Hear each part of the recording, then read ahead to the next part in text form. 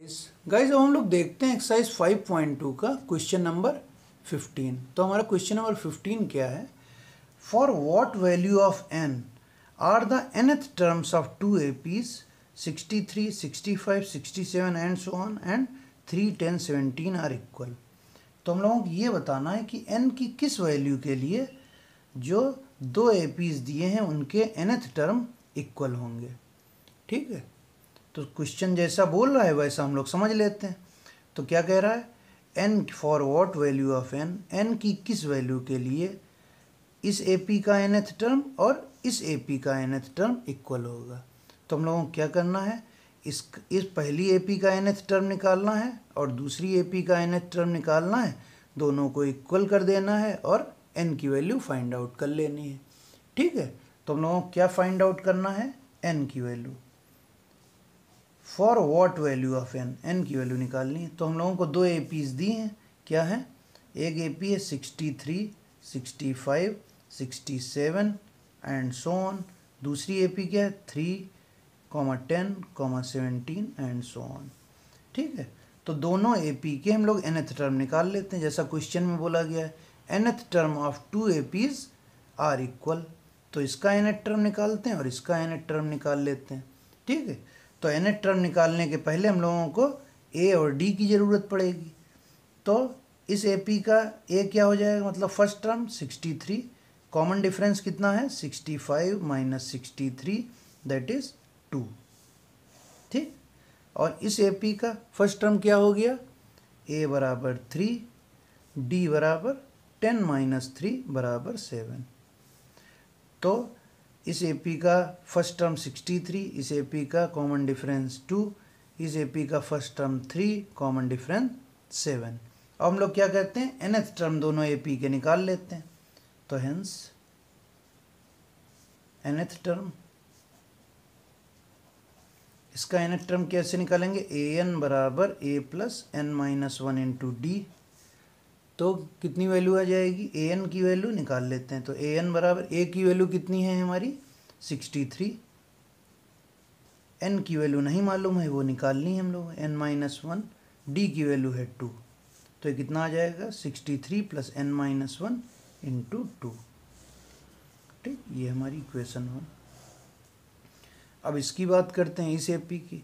इसका nth term निकाल लेते हैं। तो an बराबर a plus n minus 1 into D. a की वैल्यू है 3, n की वैल्यू हम लोगों को नहीं मालूम है, वो निकालनी है, और d की वैल्यू है 7। तो 3 प्लस n माइनस 1 इंटू 7, ये हमारे an की वैल्यू आ गई दोनों एपीज के। अब क्वेश्चन में क्या बोला है? For what value of n are the nth term of two APs are equal. तो मतलब ये nth टर्म और ये nth टर्म दोनों इक्वल होंगे, तो इनको इक्वल कर लेते हैं। तो क्या लिखेंगे? From equation 1 and 2 according to question, according to question हमारे जो an है वो इक्वल है। तो क्या हो गया? 63 plus n minus 1 into 2 is equal to 3 plus n minus 1 into 7। ये दोनों nth टर्म हमारे इक्वल हो गए। अब क्या करते हैं हम लोग?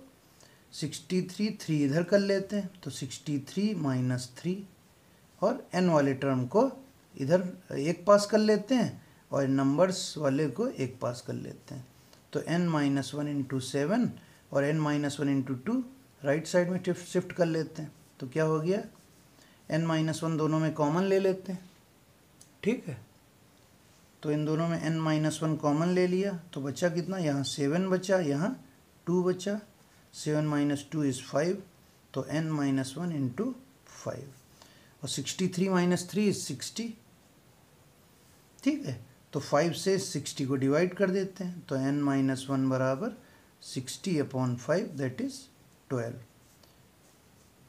ये 12 आ गया। तो n की वैल्यू कितनी आ जाएगी? n बराबर 12 प्लस 1। इस माइनस 1 को राइट साइड में शिफ्ट करते हैं, तो n बराबर 12 प्लस 1 दैट इज़ 13। तो n की वैल्यू कितनी आ गई? 13। इसका मतलब क्या है? For what value of n are the nth term of two APs are equal. तो n की वैल्यू 13 होगी, जिसके लिए दोनों AP के nth टर्म इक्वल होंगे, मतलब A13। ठीक है, तो क्या ये निकाला हम लोगों ने, n की वो वैल्यू निकाली जिसके लिए दोनों APs के nth टर्म इक्वल होंगे। ठीक है, तो n बराबर 13। So this is all about question number 15 of exercise 5.2। Guys आज हम लोग देखते हैं क्वेश्चन नंबर 16 एक्सरसाइज 5.2 का। तो क्वेश्चन नंबर 16 क्या है, determine the AP whose third term is 16 and seventh term exceeds the fifth term by 12। तो हम लोगों को क्या करना है, एक AP निकालनी है जिसका थर्ड टर्म 16 है और सेवेंथ टर्म फिफ्थ टर्म से 12 ज़्यादा है। मतलब क्या है, सेवेंथ टर्म जो है और फिफ्थ टर्म में क्या रिलेशन है, सेवेंथ टर्म फिफ्थ टर्म से 12 ज़्यादा है। तो हम लोगों को जो गिवन है वो लिख लेते हैं। Determine the AP whose third term is 16। मतलब क्या है इसका, A3 हमारा 16 है गिवन। ठीक है, तो थर्ड टर्म A3 हमारा गिवन है 16, और दूसरा क्या गिवन है हम लोगों को, सेवेंथ टर्म जो है वो फिफ्थ टर्म से 12 ज़्यादा है।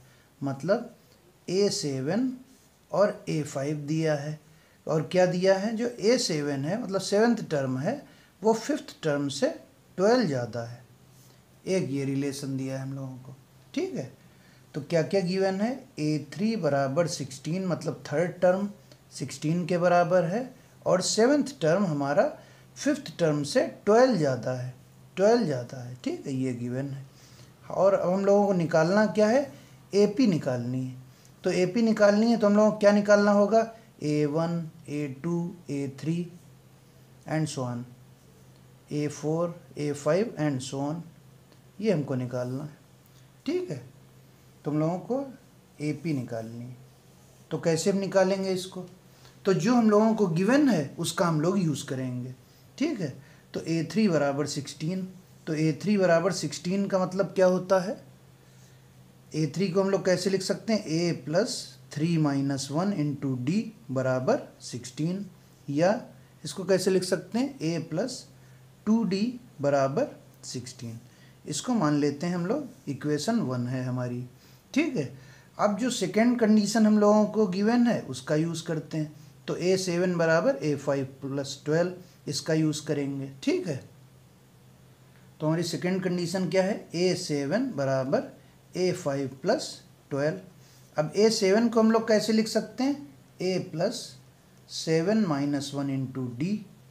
A7 को लिख सकते हैं जो जनरल फार्मूला के हिसाब से AN बराबर A plus n minus 1 into D होता है, तो n की जगह हम लोगों ने 7 रख दिया।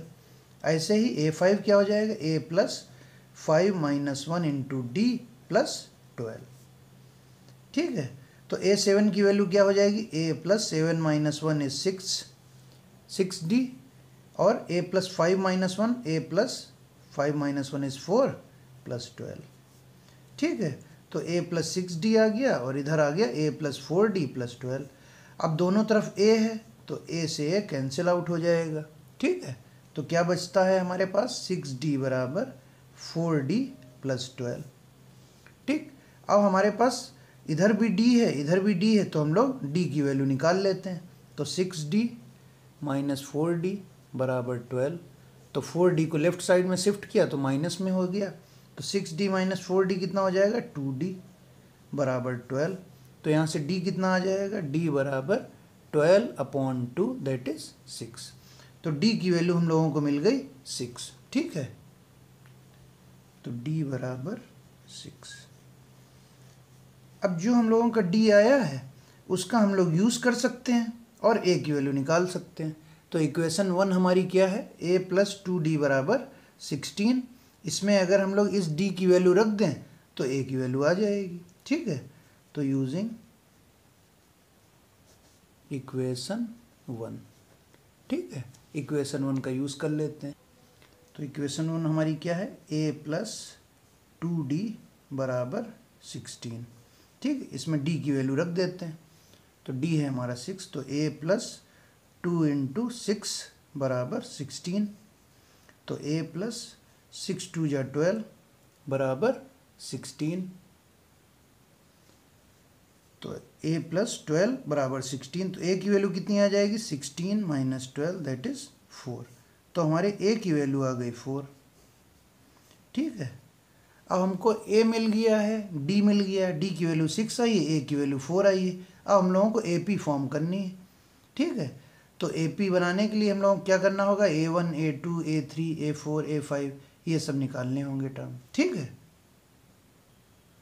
तो अब हम लोग क्या लिखेंगे, so our required AP, so our required AP is, क्या होगी हमारी AP, A1 A2 A3 A4 A5 and so on. ऐसे हम लोग कितने भी टर्म निकाल सकते हैं।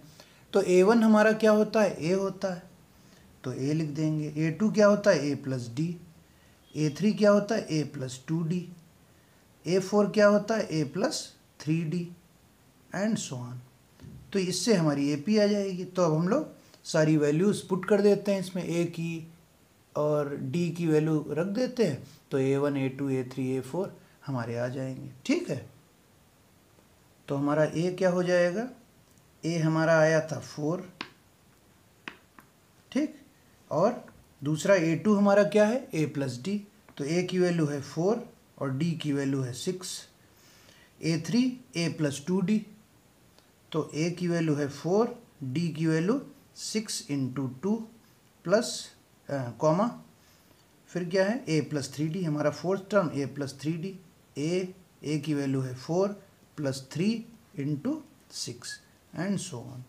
तो क्या आ गई हमारी AP, 4 प्लस 6 इज 10, 6 2 जा 12 प्लस 4 इज 16 एंड 6 3 जा 18, 18 प्लस 4 इज 22। तो ये हमारी रिक्वायर्ड AP हो गई। ठीक है, तो हम लोग चेक भी कर सकते हैं, सबका कॉमन डिफरेंस 6 है और हमारा फर्स्ट टर्म A है। तो this is our required AP। ठीक, this is our required AP।